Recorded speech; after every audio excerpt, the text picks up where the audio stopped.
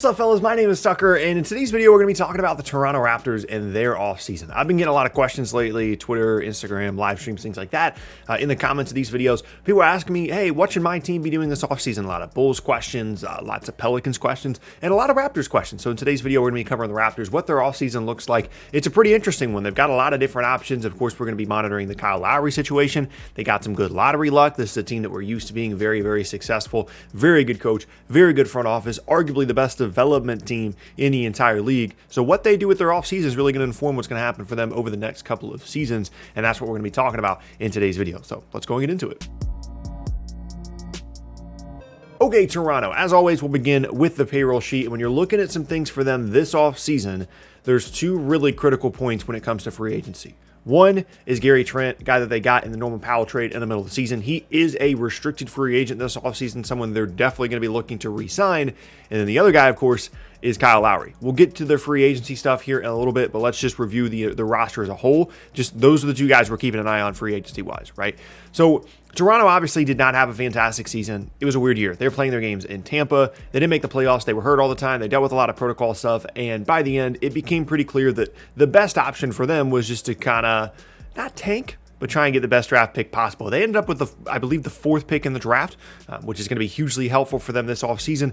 And they've got plenty of talent here. Pascal Siakam, OG Anunoby, Fred VanVleet, all three of those guys are locked into long-term deals. They don't need to go anywhere unless you'd like to move them. And they're three very good players. A backcourt player, a wing, and a frontcourt player is exactly the kind of foundation that you want to build around. And those three guys form that foundation for Toronto. But the guy that has been a staple in Toronto for years now is Kyle Lowry, who is now 35 years old, is an unrestricted free agent this offseason, and is someone that is going to draw a good amount of interest from other teams around the league.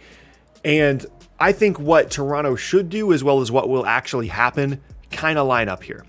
I think it's probably time for Kyle Lowry to move on to a different team, to go somewhere outside of Toronto. They don't look to be championship contenders for next season, and assuming that he wants to win a championship, or another one at least before his career is over, then he's going to be looking to go to a different team. The interesting thing about this particular situation, it's something that's been happening more and more in the recent years in the NBA, is we have players like Kyle Lowry that aren't just going to take $15 million to go play in Sacramento or Orlando.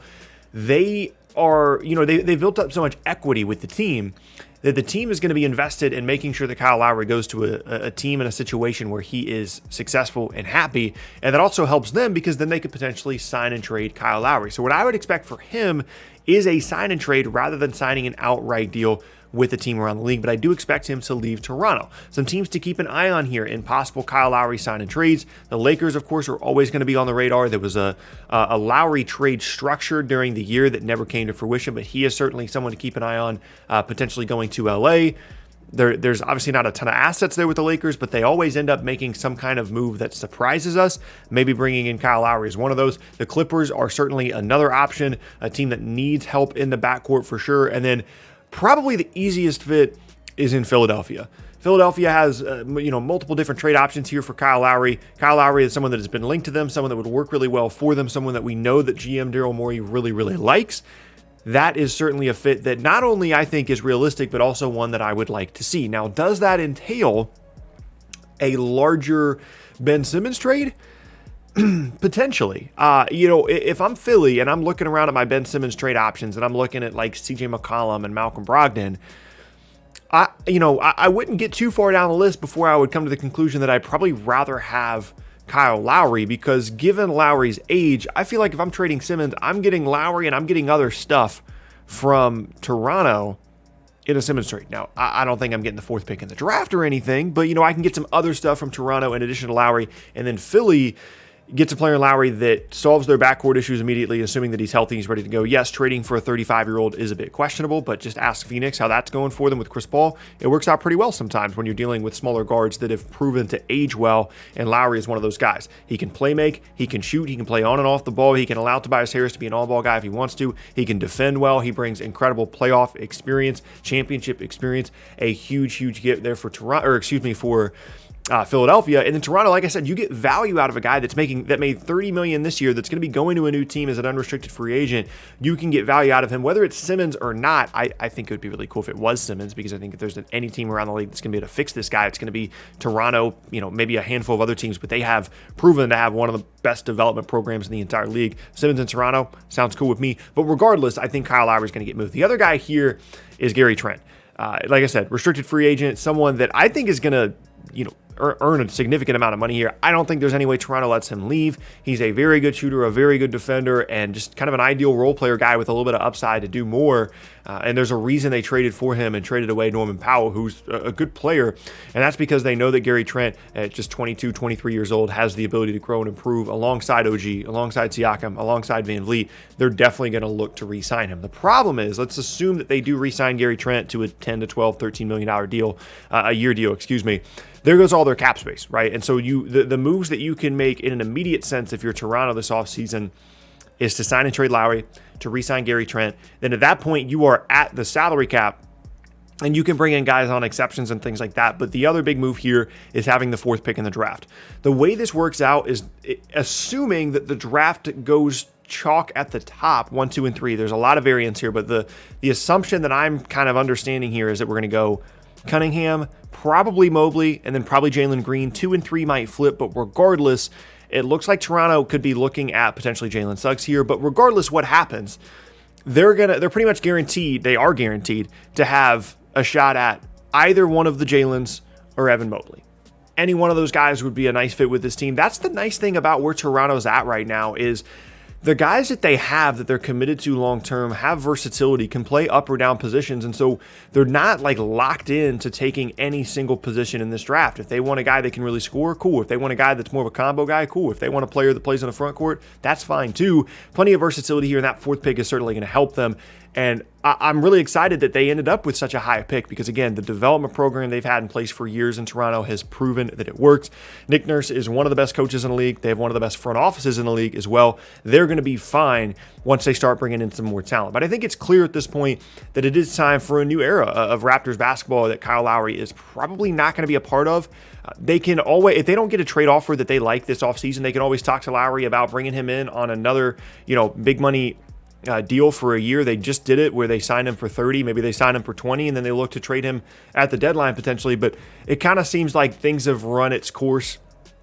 Things have run their course in Toronto when it comes to the Kyle Lowry era. Certainly a very positive one, and not anything that anybody's going to leave with hard feelings with, but just it kind of seems like it's time to move on, right? So get value at him, you re-sign Trent, you pick a really good player with the 4th pick in the draft, and you move forward with this group. They're not going to have any kind of significant cap space here moving forward because, again, you're paying Siakam 33, Van Vliet 21, OG Anunoby 17, and then assuming you've re-signed Trent, then you've got the rookie contract on there of whoever you pick 4th overall, and then whatever you get in exchange for Lowry. Cap space isn't going to be a huge benefit for you, so you're counting on the development of young players, you're counting on your own draft picks, and possible trades down the road if you want to. The last conversation that I want to have here, though, is one that I've brought up in its own individual video before, and that's Pascal Siakam. So I'm trying not to do the whole, this is a big contract, this guy's a bad player now thing. It just, if we're counting on Pascal Siakam to be our best player here, be an all-NBA caliber guy, that makes me nervous, especially when we're paying him 31, 33, and then 35 over the next couple of seasons. Siakam's a fine player. He's good. He has some ability to score at all 3 levels. But he's definitely a guy that, in my opinion, needs like a really high-level setup man to be super effective, and I'm not sure that guy exists on this roster unless you think it's Van Vliet or whoever they potentially get in this draft. So I think there's a possibility that maybe down the road we do see a Siakam trade and he does not finish out his career in Toronto just because of the contract that he's on. And again, the situation just isn't ideal for him. We saw what he can do when he's got a couple of high-level players around him in that finals run, but when it's just him, there's certainly been some question marks, especially in the postseason. But regardless for Toronto, they're going to make the correct moves. I have full confidence in them to bring back the correct players, to draft the correct players, and to develop guys well. And within the next couple of seasons, they're going to be back near the top. I have full confidence that whoever they pick with this 4th pick in the draft, assuming they stay healthy, is going to be a really, really good player in a couple of years. And they're going to kind of maneuver their way to having, a top 4, top 5 roster in the East again within the next couple of seasons. I really like VanVleet. Love OG Anunoby. I think that's really good value on that contract. He's going to continue to grow and develop. And there's some other interesting guys in this roster, you know what I mean? I mean, Chris Boucher, even though he's 28, 29 years old, still a good player. Rodney Hood can do some things as well, potentially a trade target there. And like I said, Gary Trent could be good as well. So Toronto's in a good spot. It might not be the most exciting thing in the world when you look at the payroll sheet, but the more you break it down, you look at the Kyle Lowry possible sign and trade stuff, the 4th pick in the draft this year, there is definitely upside here in Toronto, and I have full faith that they're going to be able to take advantage of every last little bit of upside that exists on this roster. So that is going to be the end of today's video. Hope you guys enjoyed it. As I said, a lot of you guys have been asking me lately, hey, what should this team do? What should that team do? Hey, this is my team. What do you think is going to happen with their offseason? If you have teams you want me to take a look at, now is probably going to be the time of the year that I'm going to start doing those kinds of things. So let me know down in the comment section below which team you would be really passionate about hearing from me in terms of what they're going to be doing this off season. But yeah, that's going to be the end of the video. Hope you enjoyed it. If you want to see more from me, be sure to check out the boxes on screen. If you did enjoy the video, leave a like rating as well. And you can see more videos from me every single day on this channel by subscribing for daily NBA content. So yeah, thank you guys so much for watching. Hope you enjoyed it. Hope you have an awesome rest of your day, and I will see you all next time.